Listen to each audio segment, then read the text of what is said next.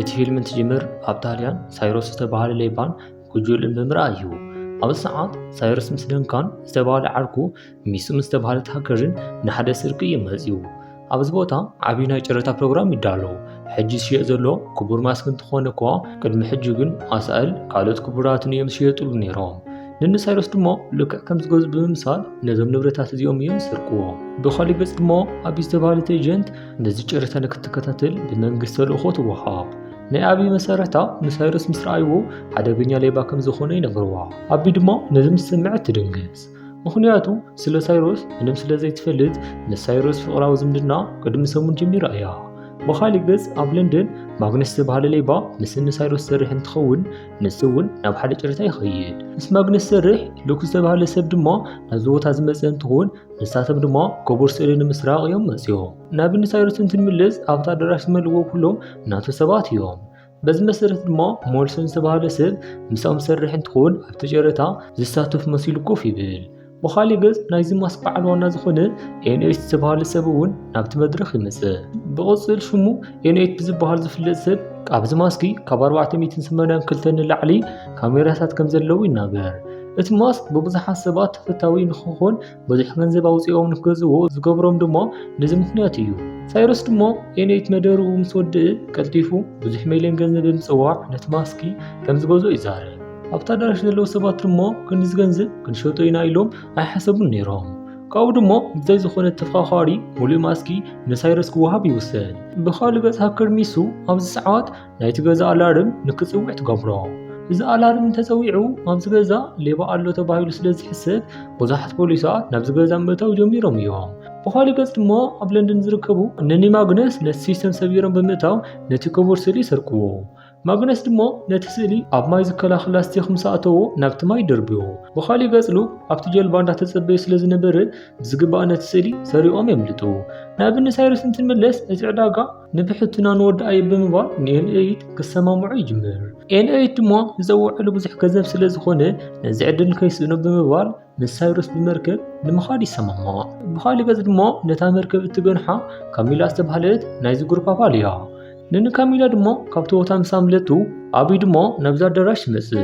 ዋላ እኳ ኣብይ ምስ ሳይሮስ ናይ ፍቕራዊ ርክብ እንተሃለዋ ሌባ ስለ ዝኾነ ሕጂ ተኸታቲላ ክትሕዞ ደልያ እያ። ነኒ ሳይሮስ ድማ ብድሕሪት ኣብ እትስዕቦም ሰዓት ሚሱን ብናይ ሰባት መርከብ ብምዕዛው ካብ መንገዳ ንክትርሕቕ ትገብራ። ኣብይ ግን ተስፋ ክትቆርጽ ስለ ዘይደልየት ብእግራ ዝተወሰነ መንገዲ ትኸይድ እሞ ብኻሊእ መርከብ ንዖም ምክትታል ትጅምር። ሕጂ እውን ሃገር ሚሱ ነዚ እውን መፍትሒ ዘለዋ እንትኸውን ንሳቶም ዝሓለፉ ኣብይ ንከይተሓልፍ መንገዲ ተዓፅያ። ብኻሊእ ገጽ ነኒ ሳይሮስ ንኤንኤት 20 ሚልዮን ናብ ባንኪ ሒሳብ የእተወሉ። ኣብይ ድማ ሕጂ እውን ተስፋ ስለ ዘይቆረፀት ኣብቲ ኣዳራሽ ዝነበሩ ሕድሕድ ናይ ቪድዮ ቅዳሓት ምርኣይ ትጅምር። ኣብቲ ኣዳራሽ ድማ ምስ ሳይሮስ ኣትዩ ዝነበረ ዴንተን ዝተባህለ ትፈልጦ ሰብ እንትኸውን ኣብቲ ሰዓት ከም ኣካለ ጎደሎ እንዳምሰለ እዩ ነይሩ። ሕጂ ድማ ኣብይ ናይ ደንደን ሙሉእ ሓበሬታ ዝረኸበት እንትኾን ንዕኡ ንምሓዝ ኸይዳ እያ። ብኻሊእ ገጽ ድማ ሚድያታት እቲ ዓብዪ ኣርቲስት ኤንኤት ተዓዊቱ ብምባል ዜናታት ክዝርግሓ ይጅምራ። ኤንኤት ድማ እስካዕ ዝፈልጥ እዞም ሰባት በዓል ሃፍቲ ደኣ እምበር ሰረቕቲ ምዃኖም ኣይሓሰቡን ነይሩ። ካብ ኩሉ ዝገረሞ ድማ እቲ ኣብቲ ጨረታ ዝተዛረብዎ ገንዘብ ኩሉ ይቦምዎ እዮም። ካብኡ ድማ እንታይ ዓይነት ሰረቕቲ እዮም ኢሉ ኣብ ዝሓስበሉ ሰዓት ሳይሮስ ኩሉ ነገር ክረድኦ ይጅምር። እዚ ትሪኦ ዘለኻ ናይ ሞናሊዛ ስእሊ ብዙሕ ግዜ ተሰሪቑ ነይሩ እዩ። ካብኡ ድማ ነዚ ስእሊ ሰሪቆም ዝነበሩ ሰባት ውሕድ ገንዘብ ኣይኮኑን ዝረኽቡ። ኣንሕና ድማ ናብዚ ስርቂ ዝኣተና ከምዚ ዓይነት ሰባት ርኢና ኢና ብምባል ንክረጋጋዕ ይነግሮ። ብኻሊእ ገጽ ድማ ኣብ ለንደን ዝርከቡ ኣባላቶም ነኒ ማግነስ እውን ይድውሉ። ሕጂ ብዘለና ሓበሬታ ክልቲኦም ስእሊ ጥራሕ እስካዕ 89 ሚልዮን ዶላር የውፅኡ እዮም። ካብኡ ድማ ንኤንኤት 20 ሚልዮን መኽፋልኩም እንማ ይኽስረናን ኣይትጨናነቑ ብምባል ይነግሮም። ብኻሊእ ገጽ ድማ ኣብይ ንዴንተን ኣብ ኢዳ ኣትያቶ እያ። ንዴንተን ድማ ዝተፈላለየ ኣሳኢል እንዳረኣየቶ ምስ ሳይሮስ ርክብ ኣለኩም ኣበይ እዩ ዝረከብኩም እንዳበለት ተሓቶ። ዴንተን ድማ ንኣብይ ቅድሚ መልሲ ምሃቡ ካብ ሳይሮስ ኣቕሓ ይለኣኸላ። ኣብ ውሽጢ ድማ ምስኡ ዘሕለፍዎ ናይ ፍቕራዊ ርክብ ዘርኢ ፎቶታት እንትኾኑ ንዓኣ እውን ናብ ቤት ማእሰርቲ ከእትዋ ይኽእል እዩ። በዚ ኩነታት ድማ እቲ ነገር ንብሕታ ክትዋፅኦ ስለ ዘይትኽእል ሃክስሊ ዝተባህለ ዓርካ ንምርካብ ትኸይድ። ሃክስሊ ኣብ ኢንተርፖል ዝሰርሕ በሊሕ ፖሊስ እዩ። ኣብይ ድማ ሕድሕድ ፀገም ምስ ነገረቶ ምስኣ ክሰርሕ ኣይደለየን። ምክንያቱ ንሱ ካብዚ ንላዕሊ ህፁፅ ፋይል ዝሓዘ እንትኸውን ስለ ፋይል ከረዳእ ይጅምር። ኣብ ሰዓት ጀርጉሰን ዝተባህለ ሰብ እንዳተኸታተለ ይርከብ። ጀርጉሰን ማለት ንገንዘብ ክብል ኣብዚ ከተማ ዝርከቡ ሰባት ንክሞቱ ዝገበረ ጨካን ሰብ እዩ። እስካብ ሕጂ ነዚ ገበን ብግልፂ እንትሰርሕ ዝኾነ ሓበሬታ ስለ ዘይተረኸቦ ክትሓዝ ኣይከኣለን። ሕጂ ብዘለና ሓበሬታ ድማ ኣብዚ ከተማ ሓያል ውሕጅ ብምስዳን ብዙሓት ሰባት ክቐትል ሓሲቡ ኣሎ። ነዚ ድማ ንምግባር ዝደለዮ ወርቂ ኣሎ። እሱ ምስ ረኸበ ሰባት ክውድኦም እዩ ብምባል ስለቲ ሰብኣይ ይነግራ። ካብኡ ድማ ናይ ሃክስሉ ድሌት ቅድሚ ጀርጉሰን ምርካቡ ቀዲሙ ካብኡ ምውሳድ እዩ። ንሳይሮስ ከኣስሮ የልኺ ካብቲ ረኽሚ ምስኡ ክንሞ ነቲ ወርቂ ሰሪኻ ምፅለይ። በዚ መንገዲ ኢና ብዙሓት ሰባት ክነድሕን ንኽእል ብምባል ሓድሽ ተልእኾ ይህባ። ምርኢትና ድማ እንትቕይር ኣቢ ካብ ምስምማዕ ወፃኢ ካሊእ መማርፂ ስለ ዘይብላ ናብ ሳይሮስ ትመጽእ። ሳይሮስ ድማ ፈለማ ብሓሳባ ዘይተሰማምዕ እንትኾን ካብኡ ግን ዴንተን ኩሉ ነገር ብምንጋር ንዕኡን ጉጅሉውን ናብ ቤት ማእሰርቲ ከም እትእቶም ትነግሮ። ሓቢርና ተሰማሚዕና ንስራሕ ተኾይና ግን ዴንተን እውን ክፍታሕ እዩ። ሰባት ድማ ምሳኻ ንምስራሕ ይፈርሕን ብምባል ንክሰማማዕ ትነግሮ። እዚ ከምዚ ኢሉ እንዳሃለወ ኣብ ኖርዘርን ኣይላንድ ውሽጢ ኮርማቅ ዝተባህለ ሓደ ሰብ ይርከብ። ኮርማቅ ሓደ ሰብ ሒዙ እንዳወቕዐ እንዳሳቀየ እንትኾን እቲ ሰብኣይ ድማ ዝሰርሖ ንጀርጉሰን እዩ። ካብኡ ድማ ብዝሕዝን ኩነታት ነቲ ሰብኣይ ምስ ቀጥቀጦ ጀርጉሰን ድማ ብቪድዮ እንዳረኣየ ነቲ ሰብኣይ ብኸልቢ ክብላዕ ይገብርዎ። ሕጂ ድማ ሃክስሊ ናብ ሕጊ ክቐርቦ ዝብሎ ዘሎ ሰብ ከምዚ ዓይነት ጨካን ሰብ እዩ። ካብኡ ድማ ኣቢ ዴንተን ክፍታሕ ምስ ገበረቶ ምስኒ ሳይሮስ ብሓባር ናብ ስራሕ ይኣትዉ። ንሕና እንደልዮ ወርቂ እዚ እዩ። ኣብዚ ሕጂ ሰዓት እቲ ወርቂ ኣብ ኢድ ጀርጉሰን ኣይኮነን ዘሎ። እንተኾነ ግን ኣብ ቀረባ መዓልቲ ናብኡ ዘቕርብሉ እንትኾኑ ኣብ ኢዱ ቅድሚ ምእታው ንሕና ክንሰርቆ ኣለና። ኣነ ድማ ካባኹም ዝደልዮ ነገር ነዚ እዩ። ከመይ ጌርና እቲ ወርቂ ንስረቆ ብምባል ሙሉእ ሓሳባት ትርድኦ። ኣብዚ ሰዓት ድማ ሳይሮስ ነቲ ወርቂ ምስራቅ ከቢድ ክኾን ይኽእል እዩ። ብፕሌን ኢና ክንሰርቆ ዘለና ብምባል ነቲ ሓድሽ ፕላን ይነግሮም። ሕጂ ድማ ፕሌን ዝረኽቡ ካብ ሰባት ክቡራት ኣሳኢል ሰሪቑ ሃፍታም ዝኾነ ካብ ሞልሰን እዩ። ኣብ ናይ ሞልሰን ጋራጅ ዝርከባ መኪናታትን ፕሌናትን ሰብ ሃፍቲ እኳ ክህልዎም ኣይኽእልን። ብዘሕዝን ኩነታት ግን ፕሌኑ ንምሃብ ፈቃደኛ ኣይኮነን። ኣብዚ ሰዓት ድማ ኣቢ ናይ ኢንተርፖል ታሲራ ዳሬት እንተፈራርሑ ፕሌኑ ንምሃብ ይሰማማዕ። ሕጂ ኣብ ሞልሰን ኢድ ትርከብ ጀት ንሳቶም ዝደልይዋ ፕሌን ተቐራሪቢት እያ። ካብኡ ድማ ኣብቲ ፕሌን ምቹዕ ንክትኮን ተሓሲቡ ስክሪናት ዝገጠሙላ እንትኾን ብዙሕ ጥቕሚ ዘለዎ ነገር ኣብ ውሽጢ ሒዙ እዩ። ሞልሰን ድማ ከምዚ ዓይነት ክቡር ጀት ሰባት ሪኦም ንከይተርትርዎ ዘቐምጥን ኣብ ናይ ኣረጓጉቲ ፕሌን መቐመጢ እዩ። ሕጂ ድማ እቲ ጉጅለ ሙሉእ ንሙሉእ ኣብ ስምምዕ በፂሑ እዩ። ናይዚ ጉጅለ ናይ ወትሮ ኣብራሪ ዝኾነት ካሚላ ድማ ነቲ ጀት ከመይ ከም እተብሮ እንዳተለማመደት ትርከብ። ዴንተን ድማ ንባዕሉ ሓድሽ ገጽታ ንምሃብ ነዋሕቲ ጭሕምታት ናብ ባዕሉ እንዳጥበቐ ይርከብ። ነቲ ጠንካራ ዝኾነ ናይ ጀርጉሰን ካዝና ከመይ ከም ዝሰብርዎ ምስ ተለማመዱ ኣብቲ ፕሌን ብዙሕ ካሜራ ዘለዎ ማስ ይገጥምዎ። ብኻሊእ ገጽ ሃከር ሚስን ድማ ናይ ኣየር ትራፊክ መስመር ብምጥላፍ ከመይ ክትሕልፎም ከም ዘለዋ ተለማሚዳ እያ።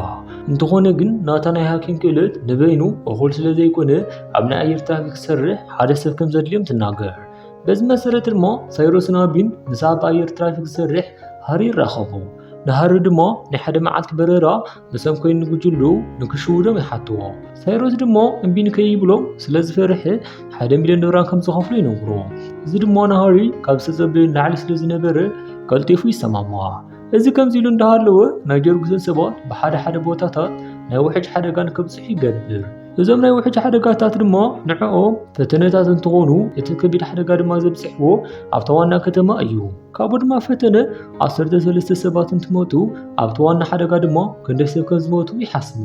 ዜና ድማ እንትርዩ ካብ ዝኾነ እዋን ንላዕሊ ነቲ ሰብኣይ ደው ንከብልዎ ይውስኑ። ብኻሊእ ገጽ ጀርጉሰን ምስኡ ዝሰርሑ ሰባት ምስጋና የቕርበሎም። ምክንያቱ ኣብ ፈተነ 13 ሰባት እንተሞይቶም ኣብቲ ዋና ሓደጋ ክንደይ ሰባት ከም ዝሞቱ እንተሓስብ ውሽጡ ስለ ዝተሓወሰ እዩ።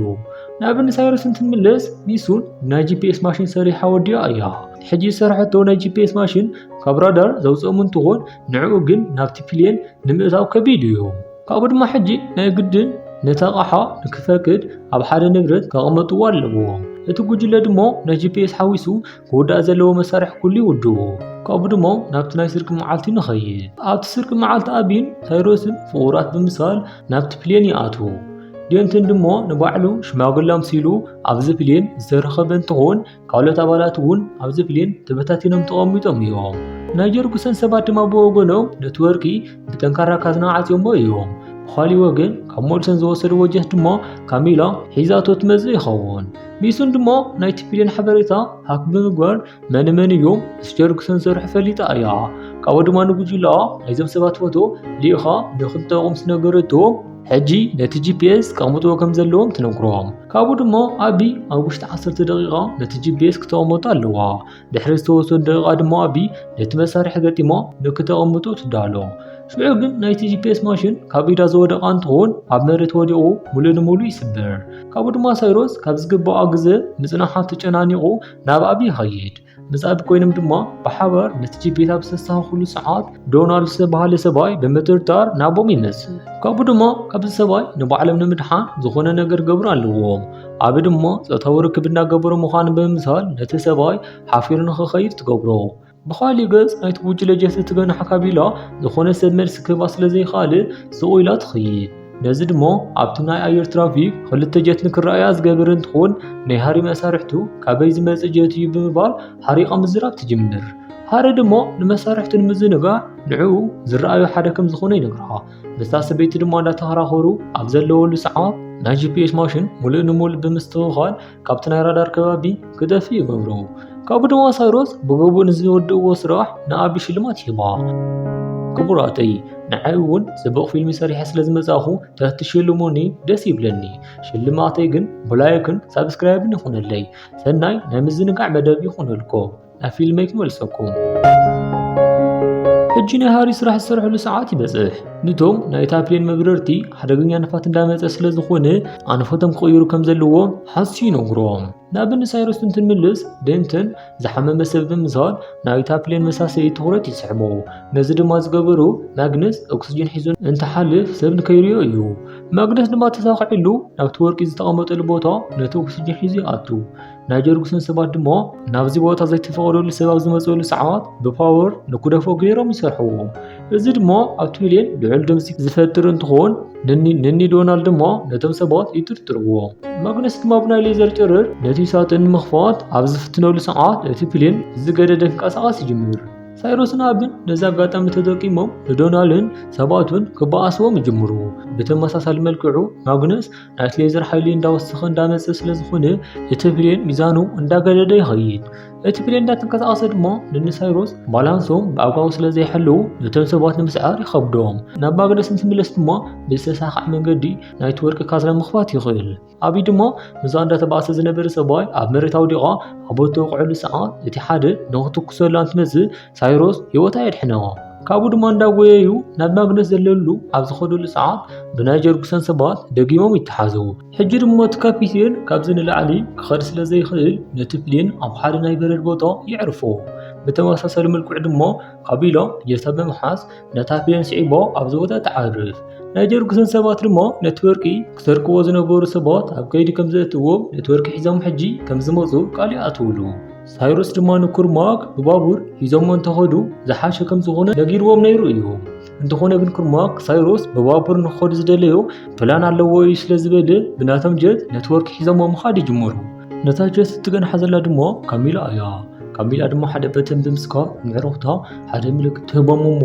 እቲ ጀት ንክግልበጥ ትገብር ነዚ ድማ እንትገብር ናይ ጀርጉሰን ሰባት ከቦቶ ስለ ዘይኣስሩ ባላንስ ንክስሕቱን ነኒ ሳይሮስ ንኽወቕዕዎምን እዩ ብኻልእ ገጽ ማግነስ ድማ ምስ ሓደ ናይ ጀርጉሰን ሰብ ኣቦ ኣብቲ በረድ ቦታ እዩ ኦሪ ነይሩ ነቲ ሰብኣይ ድማ ወቂዑ መሳርሒ ምስ መንጠሉ ንዕኡ ክቐትሎ ከም ዘይደሊ ብምንጋር ነቲ መሳርሒ ገዲፉሉ ክሃድም ይጅምር እዚ ሰብኣይ ድማ ነቲ ሽጉጥ ኣልዒሉ ናብ ማግነስ ኣብ ዝትኩሰሉ ሰዓት ኣብ ኢዱ ይፍንድእ እዚ ድማ ንርጉም ማግነስ ዝኾነ ነገር ገይሩ ነቲ ሽጉጥ ድማ ገዲፍዎ ዝሃደመ ፍልጥ እዩ ነይሩ ማለት እዩ ብኻሊእ ገጽ ናይ ኢንተርፖል ኣባላት ንሳክስል ብምዃን ኣብ ባቡር ቦታ እንዳተጸበይዎ እዮም ነይሮም ሳይሮስ ድማ ብባቡር ንኸይድ ዝብሎም ዝነበረ ነዚ ዕቅድ ንምፍጻም እንትኾን ሕጂ ግን ዒላሞም ከይተሳክዐ ይቐሪ ካብኡ ድማ ሕጂ ናይ ጀርጉሰን ሰባት ነቲ ወርቂ ሒዞሞ ናብ ናይ ጀርጉሰን ቢላ ገዛ እንዳኸዱ ይርከቡ ሃክስሊ ድማ ነዚ ምስ ሰምዐ ነቶም ሓይሊ ኣየር ከቢድ ሓደጋ ዘብፅሕ ጀት ናብ ጎቶም እንዳኣተዎም ምዃኑ ይናገር ኣብቲ ጀት ውሽጢ ድማ ዝርከቡ ኩሎም ኣጥፊኦም ጠፋእቲ ስለ ዝኾኑ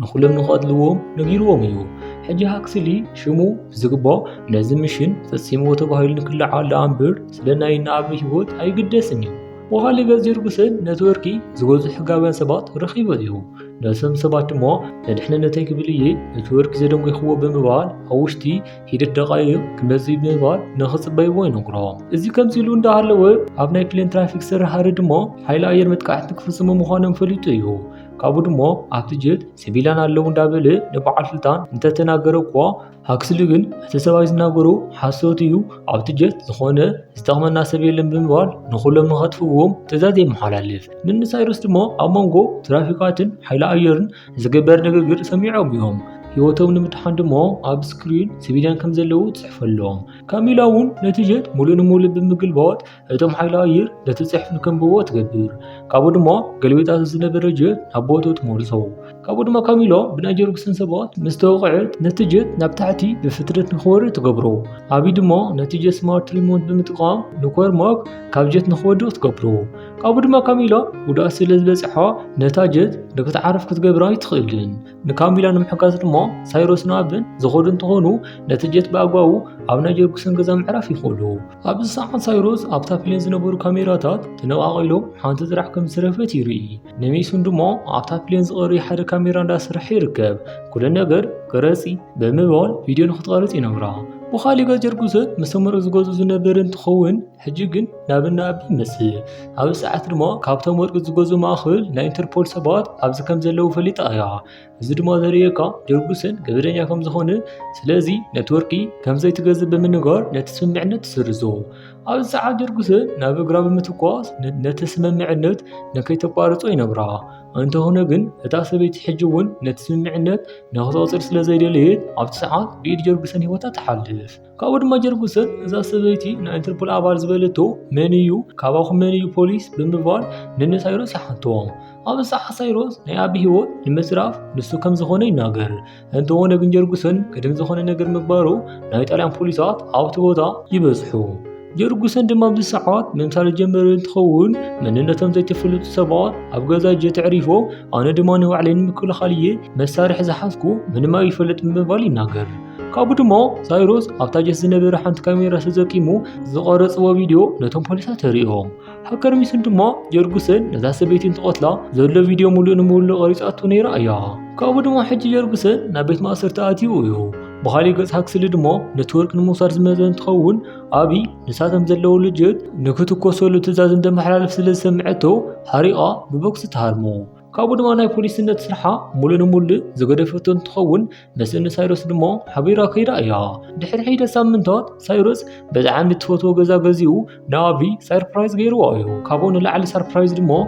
بوليسات نغوسرو زغبرو ارتفيشال ورقي نيرو نوسن ماغنسن ارتفيشال ورقن تهكلنيا ورقن አቃይሮ ሞዮም ነይሮም ካብኡ ድማ እቲ ተክለኛ ወርቂ ኣብ ሓደ በረድ ከባቢ ንከዓርፍ ዝገበርዎ እንትኾኑ ሕጂ ንሃክስሊ ዝረኸብዎ ኣርቲፊሻል ወርቂ እዩ ኣብ መጨረሻ ምሬት ፊልምና ድማ ናይ ሳይሮስ ጉጅለ ኣብ ሓደ ተኣኪቦም እዮም ካብኡ ድማ እቲ ተክለኛ ወርቂ ብሪሞት ኮንትሮል ተጠቂሞ ናብ ርሳቶም ዘለውሉ ቦታ የምፅዎ ኣብይ ድማ ናብዚ ናይ ስርቂ ጉጅለ ምሕዋሶ ኣብ እትናገረሉ ሰዓት ሳይሮስ እንኳዕ ደሕና መጻእኺ ብምባል ገንፈራ ስዒሙ ይቕበላ فيلمنا نزيات مثل كان زفلتكم أتصفى يقبل دحنا قلني اللي ندابلكو بروح كنا نعايون بروح كنا ندابلكم ني أبزي كنفل عليه